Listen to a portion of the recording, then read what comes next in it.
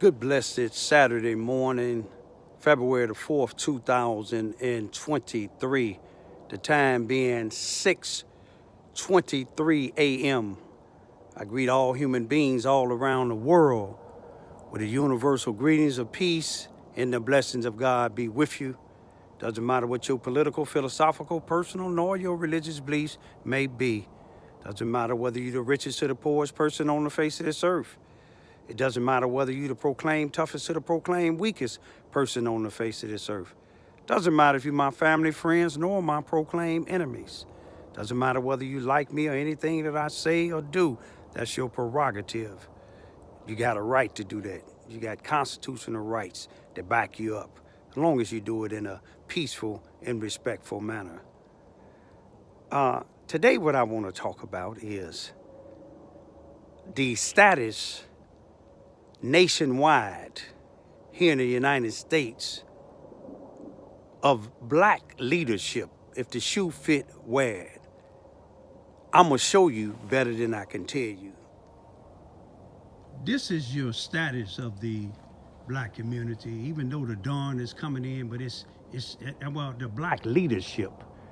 And if the shoe fit, wear it. Nationwide, we still got some leaders out here. But 9 out of the 10 leaders that you see, black leaders and white leaders and any other leaders that you see getting on the news, that the news give all this attention to, you see them behind these pulpits, you see them in Congress, you see them in the Senate, you see them in City Hall, you see them in the police department, you see them in the sheriff's department, the courthouses, and a lot of these other platforms.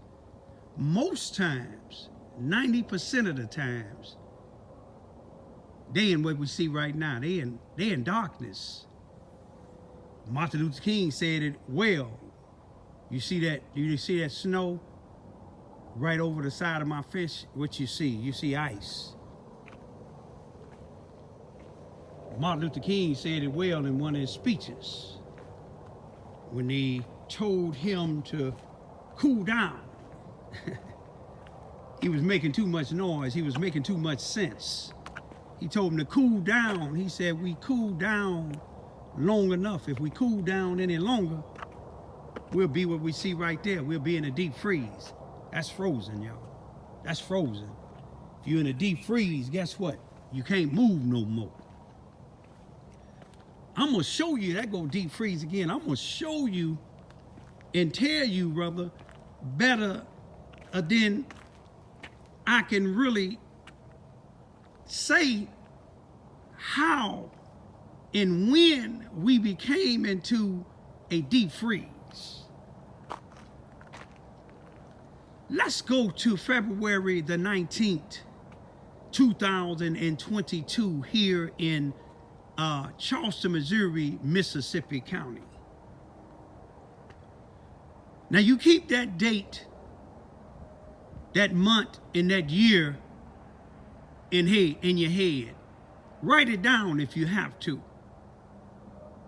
And let's take when, I believe it was in December of 2022, or maybe January of 2023, I think it was January the 7th, when a young 29-year-old black man in Memphis, Tennessee, a FedEx worker, probably known around the country now, that he has been murdered brutally by the Memphis, Tennessee, some of their police department, Scorpion units, Tyree Nichols. Now, you have seen nationwide, you've seen bishops, well, I have, you've seen bishops speaking about it.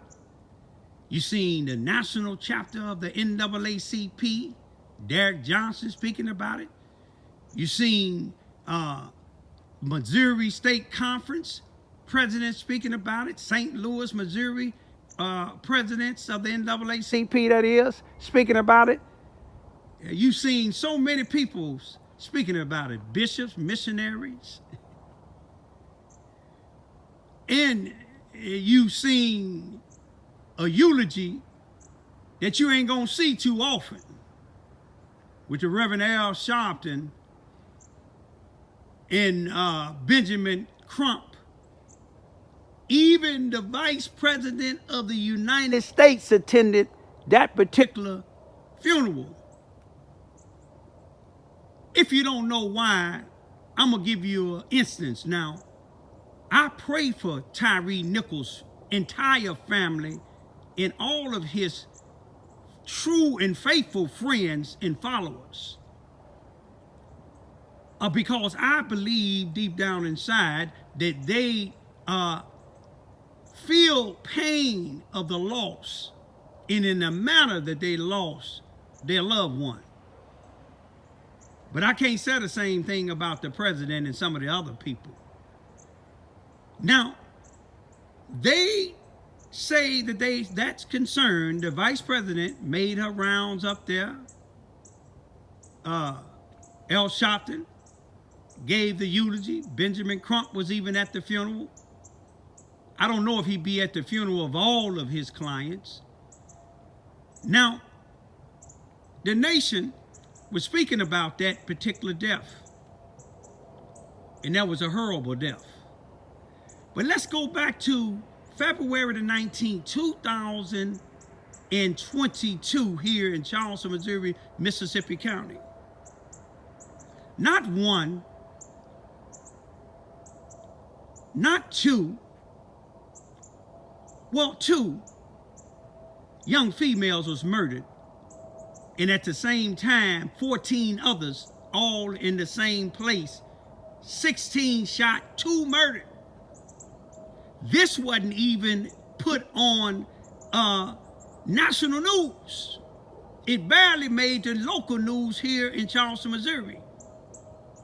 It's done and forgotten about. You ain't see the NAACP presidents nationwide getting on television saying how much a shame it is. We need to get justice for these 16 people who were shot. You know why? Because ain't no money involved in it.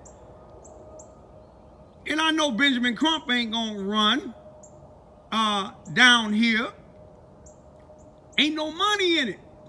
I know the vice president ain't gonna come.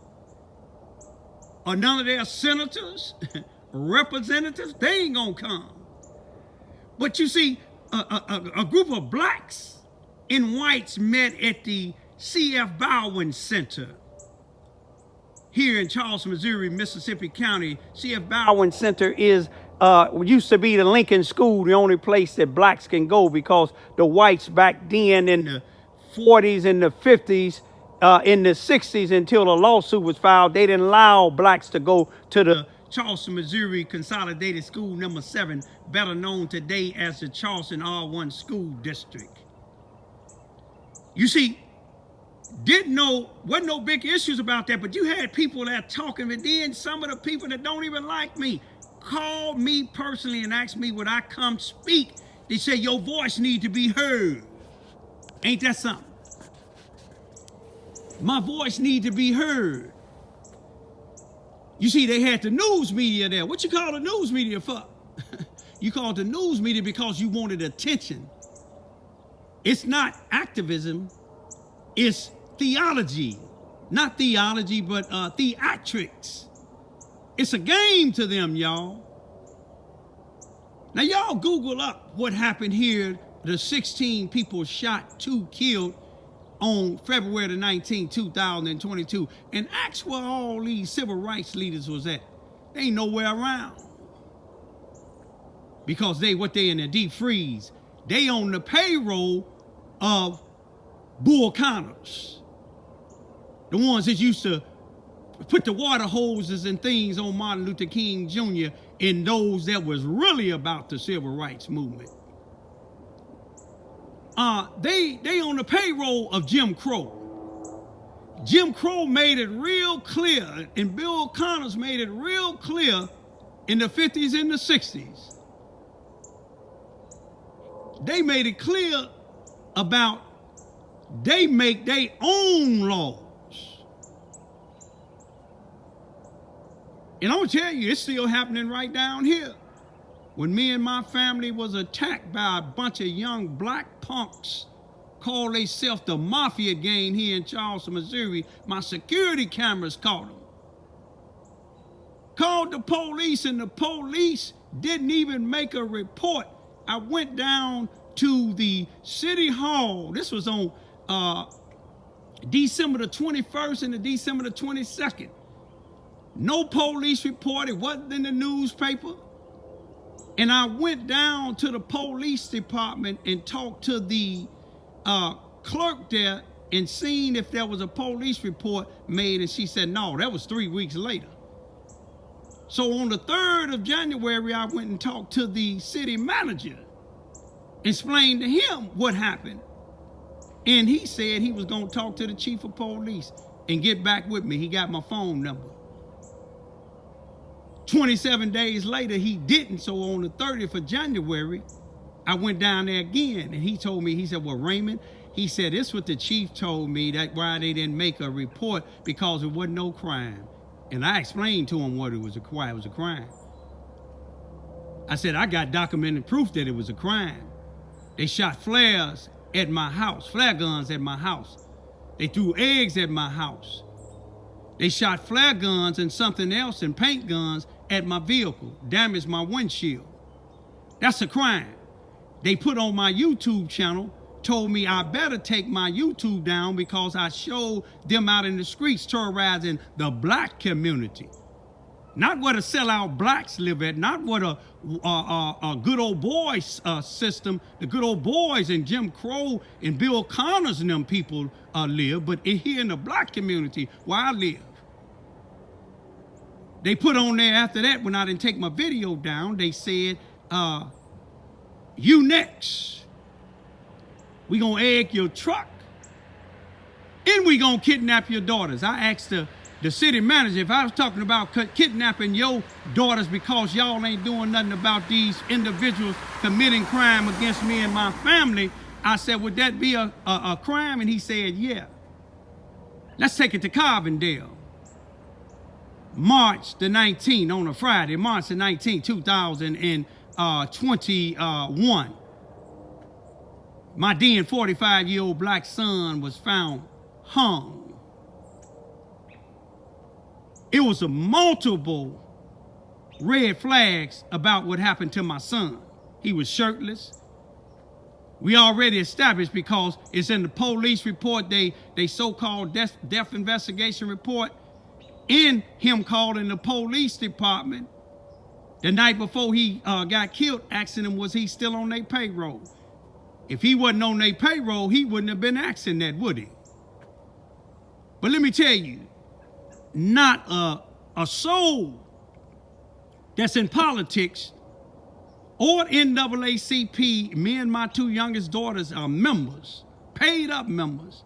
Not nan NAACP nowhere spoke up. My son's death wasn't even in the news. If you Google it up, you won't see it on nothing but my YouTube channel or somebody else that's seen my YouTube channel. What my point is, wasn't no money in that for them. You see, you got 2 black city council females. One of them is an acting mayor right now because the other mayor went on leave, and I guess he resigned because they found his wife dead in his house after a city council meeting last year. They ain't put it out in the news, but my source told me she was shot in the head with his gun. But you see, these black city council individuals, they ain't never spoke about my son at the city council meetings. Me and my daughters, my 2 young daughters, 15, 16 and 17, we done attended at least 5 or 6 and spoke there. And they ain't spoke nan time. But this last past city council meeting, I wasn't able to make it because of the weather. One of the black city council ladies, she was on Zoom and she said that, yeah, I sent a letter to the chief dealing with since the Tyree Nichols. There she goes. She gonna put Tyree Nichols in it, knowing she don't give a doggone about Tyree Nichols' death. And I know she looks at my YouTube. No, she don't care about Tyree's death. May he rest in peace. But she said, I sent a letter to the chief of police. Who give a doggone about you sending a letter to the chief of police? You working hand in hand with him. You be on the news with him. You working hand in hand with the prosecuting attorney. You act like you don't like him. You in the acting mayor. And then one of y'all friends, Nancy Maxwell, that's in multiple groups. Nancy Maxwell got an individual that served 17 and a half years in the prison in Illinois for murder and drug relations. He got out, and I believe in second and third chances, but he got out working with these people like Nancy Maxwell and some of these Muslim imams that's getting some of these hundreds of $1,000 grants from the city. Just like that city council lady said she sent the letter to the chief of police. She done got grants from him. The NAACP done got a $200,000 something worth of grants from the city, and they working for the city. But this Nancy Maxwell got a black guy working at one of the places where she just got grant money to talk about stop the violence and all that and help the youth. An individual that the police questioned his wife and asked his wife, do you think your husband killed Brian, my son, over meth? What would the police ask him that? But see, the police ain't got it documented, but I do. And the same individual, the police questioned him, but they didn't arrest him or his wife, and they were spending my son food stamp for at 39 days after my son was dead. The police department nor the prosecuting attorney didn't even notify the proper authorities about this white school teacher and her husband spending my son food stamps. They didn't report it to the proper authorities that give out food stamps. And at the time, let me tell you, my son was getting $234 worth of food stamps, and by it being the COVID pandemic, he was getting $95 worth of cash. This individual, when the police interviewed him, that's working with Nancy Maxwell right now today, told the police he was giving my son $95 for his food stamp. Now, what was he giving him? Those of you all, you don't even have to be a mathematics genius. You can went to special ed and know if he get $95 worth of cash and $234 worth of food stamps, and an individual giving him $95 a month. See, my son didn't know he was getting that because he was trying to fight his addiction off. So if you're giving him $95 and he getting $95, what are you giving him? You're not giving him nothing. But see, he told me a whole different story. He thought me and him was friends because he told me he was my son's friend. But I knew he wasn't my son's friend because he told me he used to go to the homeless shelter. And I said, how much was you giving my son? And he told me different than what he told the police. He told me he would give him half of whatever my son was getting. I said, what was he getting? He said, I used to give him like about $35. If he would give him $35, my son had to been getting $70 worth of food stamps, but he wasn't. You see what I'm saying? And then I said, you don't know how much exactly you was giving him? I said, how much was he getting before he died? And he said about $2 something. I think about $2.13 or something like that. And let me show you this here. If the man was getting my son food stamp, then his wife, when they questioned his wife said, I didn't even know Brian, but she knew when she was using that food stamp card that her name wasn't Brian Lamont Johns. But let me show you this here. This man tried to ask me, do I want my son food stamp card after they done caught up with him? You see what I'm saying? And the police, if this man was getting my son cash and my son food stamps, this man and his wife should have been locked up, but they wasn't. His wife knew that $95 or whatever. And let me show you this here. The man told me, him and his wife was getting so many people food stamp card, he can't remember exactly what he was giving my son. My point is, where's the NAACP now? Where is the people that fight against people being misused? My son was misused, but ain't nobody in that city council spoke about it. But this same lady that said that she sent a letter to the chief of police, she put on her YouTube channel one bishop out of Memphis talking about, guess what? Tyree Nichols. Do you think he care about Tyree Nichols? No. You go to he said he from the Church of God in Christ. You go down to Memphis to the bookstore and look right across the street, this big old hotel, and see who it belongs to. The Church of God in Christ. Now I don't give a damn who don't like what I'm talking about. My grandmother was in the Church of God in Christ. You see what I'm saying? Y'all didn't pay for her funeral. She was a state mother. You see what I'm saying? And I ain't saying all people in the God of Church in Christ ain't right, but they ain't doing nothing for the city of Charleston, Missouri. They ain't doing nothing for the city of Cairo, Illinois. They ain't doing nothing for the city of Carbondale, Illinois. They sure ain't doing nothing for the city of Chicago, Illinois, with all them murders every day. Where's your leaders at now? You know where they at? They waiting on grant money. They waiting on a case like Tyree Nichols, like they did in Chicago, Illinois. You got your white priests, everybody worship, marching on the Dan Ryan one time. But guess what he did? He called the police and marched hand in hand with the then chief of police. And guess what? They done got rid of him because he was corrupt. Your black leadership is in deep freeze, y'all.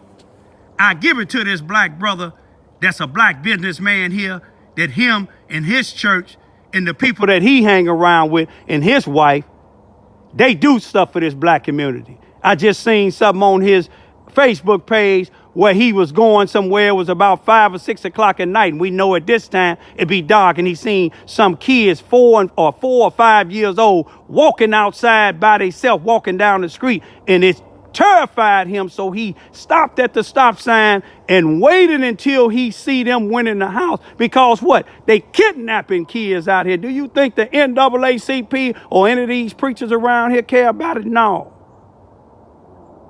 But I tell you one thing, there are some of us out here that care what's going on. But you can believe it ain't these people that you see on the news. Peace be still.